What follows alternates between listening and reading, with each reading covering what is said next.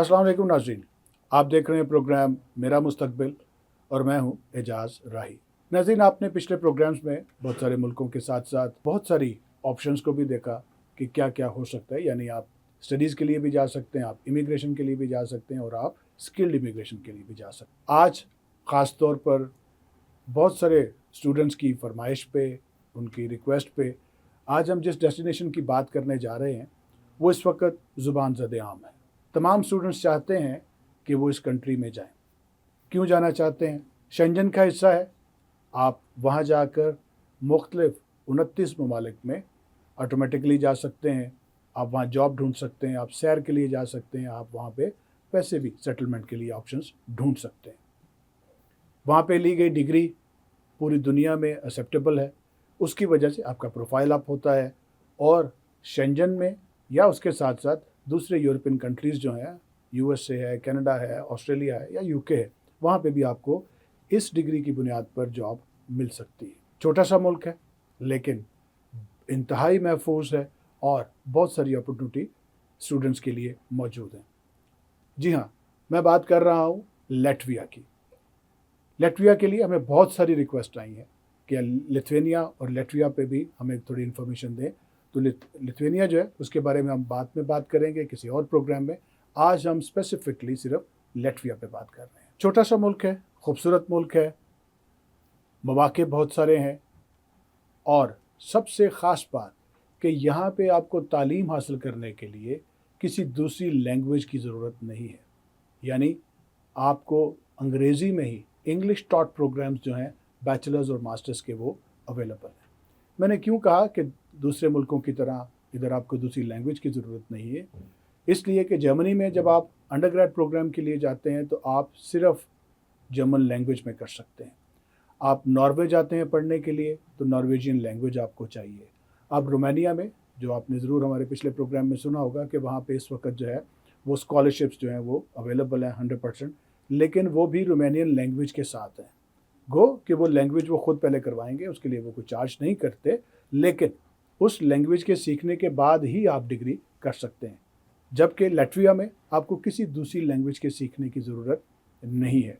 हाँ, अलबत्ता ये ज़रूर है कि चूँकि इंग्लिश स्टार्ट प्रोग्राम्स हैं तो आपके पास इंग्लिश प्रोफिशिएंसी होनी चाहिए। आपने पीटीई किया हो, आपने टोफल किया हो, आइल्स किया हो, तब भी आप जा सकेंगे। लेकिन साथ ही साथ अगर आप मास्टर प्रोग्राम के लिए जाते हैं तो फिर आप MOI की बेसिस पे यानी मीडियम ऑफ इंस्ट्रक्शंस की बेसिस पे भी एडमिशन हासिल कर सकते हैं। बहुत सारे तलबा जो हैं वो इस बात पे मोतरज़ होते हैं कि जी अगर MOI एक्सेप्टेड है तो फिर तो तमाम क्लासेस के लिए होता है, जबकि MOI सिर्फ आपके मास्टर प्रोग्राम के लिए एक्सेप्टेड होता है। क्यों?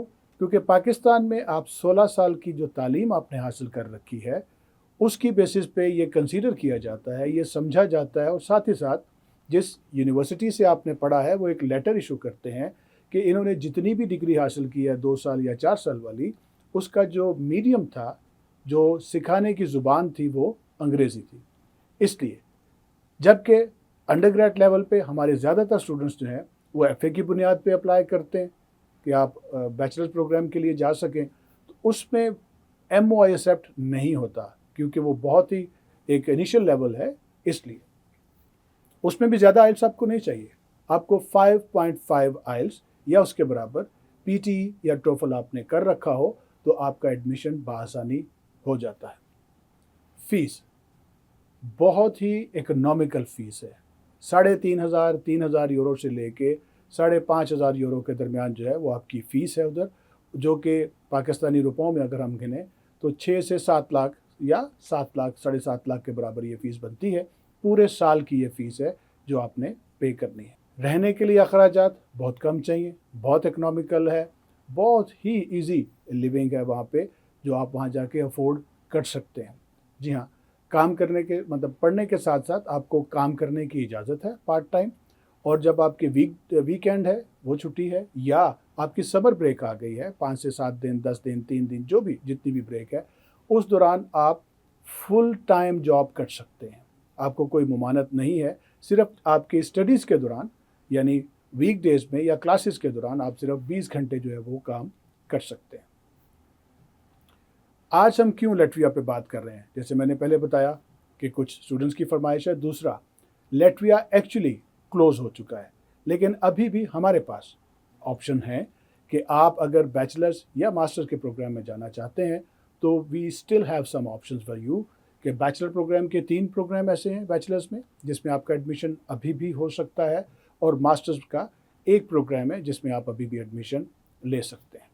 क्राइटेरिया क्या है, एलिजिबिलिटी क्या कैसे बनती है कि आपको एडमिशन मिल सके। आपके पास, भले आप बैचलर्स प्रोग्राम के लिए जा रहे हैं या मास्टर्स के लिए, 60% मार्क्स आपके होना बहुत ज़रूरी है, इससे कम नहीं।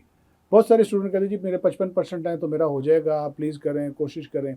हम कोशिश करते हैं, कर सकते हैं, अप्लाई भी करते हैं, लेकिन at the end of the day जब आपका एडमिशन नहीं हो पाता तो हम दोनों यानी कंसल्टेंट और स्टूडेंट जो है वो एक दूसरे के सामने मुँह लटकाए बैठे होते हैं, जिसका कोई फ़ायदा नहीं है। तो अगर आप पहले से उन चीज़ों को सोच के समझ के चलते हैं तो आसानी होती है। हाँ, 55% मार्क्स हैं या इससे भी कम मार्क्स हैं, उसमें भी वहाँ बहुत सारी ऑप्शंस हैं जिसमें हम जो है वो कर सकते हैं कि उधर उनका अप्लाई किया जा सके। लेकिन जहाँ स्पेसिफिक है कि 60% से नीचे एडमिशन नहीं होगा, तो वहाँ एडमिशन नहीं हो सकता, किसी भी सूरत में वो पॉसिबल नहीं है। सो आपके पास 60% मार्क्स होना बहुत ज़रूरी है और 5.5 आइल्स होना ज़रूरी है अगर आप बैचलर्स प्रोग्राम में अप्लाई करते हैं तो। आपके तमाम डॉक्यूमेंट्स जो हैं वो अटेस्टेड होने चाहिए आईबीसीसी से और मोफा से। आपके अटेस्टेशन के बाद मोफा आप करवा लेंगे, तब आप अपने डॉक्यूमेंट्स यूनिवर्सिटी को सबमिट कर सकते हैं। और फिर तमाम चीज़ें मुकम्मल करने के बाद, जी हाँ, तमाम चीज़ों से मुराद है कि आपका सीवी अपडेटेड हो। अगर आपका कोई गैप है 2-3 साल का, तो उसमें उस गैप में आप क्या कर रहे थे, या अगर आप फ्रेश स्टूडेंट हैं तब भी आपका एक प्रोफाइल शीट आपकी जो है वो बनी होनी चाहिए, उसकी बेसिस पे आप अप्लाई करेंगे। साथ ही साथ मोटिवेशनल लेटर, जिसको उर्फ़ आम में स्टेटमेंट ऑफ पर्पस या एसओपी का नाम भी दिया जाता है, वो भी आप कंप्लीट करेंगे। नॉर्मली एसओपी जो है वो स्टूडेंट समझते हैं कि हम कोई 4-5 पेजेस की लिखेंगे तभी वो सेटिस्फैक्ट्री कंसिडर की जाती है, जबकि ऐसा नहीं है। मैं अपने पिछले कुछ प्रोग्राम्स में ये बता चुका हूँ कि एसओपी टोटल 5 पैराग्राफ्स पर मुश्तमिल होती है, जिसमें आपका इंट्रोडक्शन है, आपकी क्वालिफ़िकेशन के हवाले से, आपकी फैमिली के हवाले से, जिस कंट्री में जाना चाह रहे हैं उसके बारे में कि क्यों जाना चाह रहे हैं, कि ये कोर्स क्यों करना चाह रहे हैं जब पाकिस्तान में भी वो अवेलेबल है, और ये कोर्स करने के बाद आपको फ़वाइद क्या हैं, मिलेगा क्या डिग्री करने के बाद, और वो फ्यूचर में आपको किस तरह से सपोर्ट दे सकता है।